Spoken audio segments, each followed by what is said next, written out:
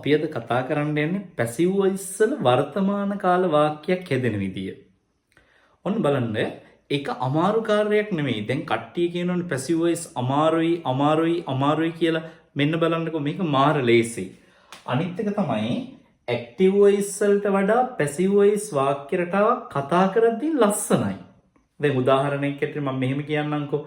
She writes a letter. ඇය ලිපියක් ලියනවා. A letter is written by her. Passive voice වාක්‍ය. People clean the road.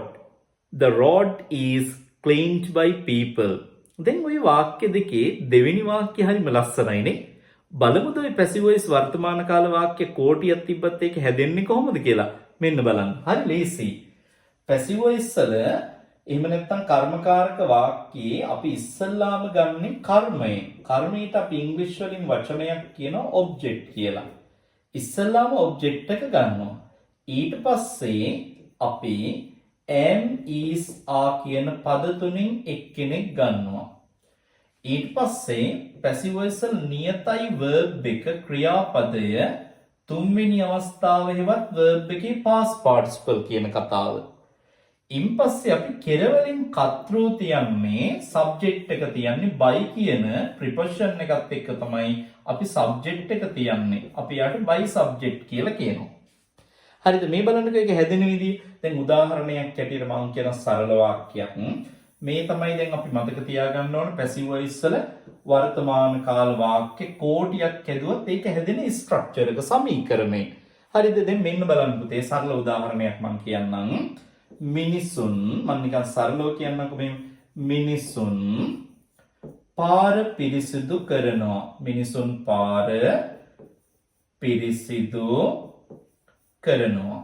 දැන් මේ වාක්‍ය කොහොමද පැසිව් වොයිස් වලින් ලියන්නේ? දැන් ඔන්න බලන්න ඉස්සල්ලාම ගන්න වාක්‍ය ඔබ්ජෙක්ට් එක. මේ කර්තෘ කවුද? මිනිසුන්. ඊට පස්සේ ක්‍රියාපදේ පිරිසිදු කරනවා. පිරිසිදු කරද්දී පිරිසිදු වෙන්නේ මොකද්ද? කර්මේ පාර. දැන් එහෙනම් ඔබ්ජෙක්ට් එක මුලට ගන්න ඕන. පාරට අපි කියනවා මොකද්ද? road. මම දැන් ද පාවිච්චි කරන්නම් මුලට. the road පාර. පාර ඒක වචනයි. කර්මයේ ඒක වචන නම් අපි පාවිච්චි කරන්නේ මෙතන is. road is. ඊට පස්සේ ක්‍රියාපදේ පිරිසුදු කරනවා clean. clean එකේ තුන්වෙනි අවස්ථාව cleaned වෙනවා.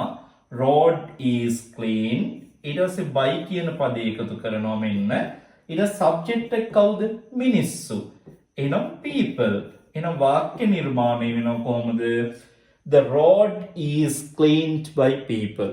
හරිදස්සනනේ? The road is cleaned by people.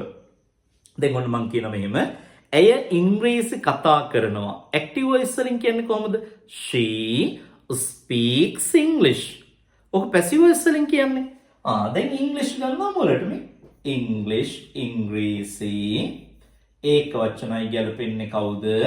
is English is speak කතා කරනවා යගේ තුන්වෙනි අවස්ථාව spoken English is spoken by ඇය කියද්දී she කෙරවලට යද්දී her වෙනවා. එහෙනම් English is spoken by her. දැන් අපි කියමු මිනිස්සු පරිසරය විනාශ කරනවා. දැන් මිනිස්සු පරිසරය විනාශ කරනවා. දැන් විනාශ වෙන්නේ මොකද්ද? environment. the environment පරිසරය. the environment පරිසරය. දැන් ඒක වචනයි පරිසරය අපි පාවිච්චි කරන්නේ is. විනාශ කරනවට destroy. තුන්වෙනි අවස්ථාව destroyed වෙනවා. destroyed by people. by people. මිනිසුන් විසින් පරිසරය විනාශ කරනවා කියන අදහස. මිනිසුන් පරිසරය විනාශ කරනවා. ඒක පැසිව් වොයිස් වලින් කියන්නේ the environment is destroyed by people. දැන් ඔන්න බලන්න තව දැන් ඕන තරම් වාක්‍ය හදන්න පුළුවන්. දැන් අපි කියනවා ඔවුන් රට විනාශ කරනවා. එහෙම නැත්නම් පාලකයෝ රට විනාශ කරනවා. නේ ඔවුන් රට විනාශ කරනවා. කොහොමද ඉංග්‍රීසි වලින් කියන්නේ ඔවුන් රට විනාශ කරනවා? දැන් විනාශ වෙන්නේ රට. the country ඒක වචනයි is විනාශ කරනවා destroyed වෙනවා. The country is destroyed by them. ඔවුන් කෙරවලට යද්දී දෙයක them වෙනවා. දැන් අම්මා බත් උයනවා. කොහොමද පැසිව් වොයිස් වලින් කියන්නේ? උයද්දී ඉදෙන්නේ මොනවද? බත්.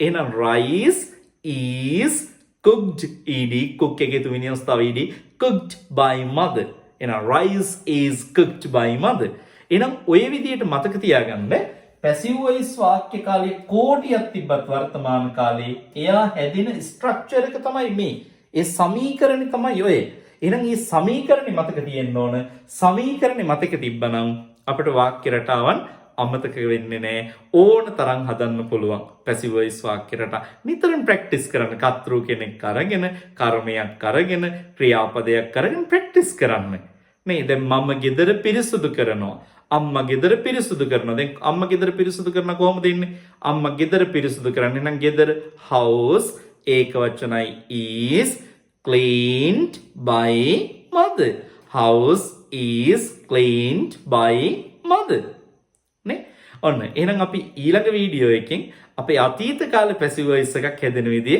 මම ඔයාලට කියලා දෙන්නම් මේවා මේ කටපාඩම් කරන ඒවා නෙමෙයි මේක ලස්සනට භාෂාව පිළිවෙලට හදාගන්න වැඩසටහන එහෙනම් අපේ page එක follow කරන්න මතක තියාගන්න ඒත් එක්කම අපේ TikTok page එකත් follow කරන්න YouTube channel එක subscribe කරගෙන යන්න අමතක කරන්න එපා මේ වගේ ලස්සනට English ටික හදාගන්න ලස්සන පාඩම් එක්ක ඔයාලගේ දැනුම හදාගන්න ඔයාලට අවස්ථාවක් තියෙනවා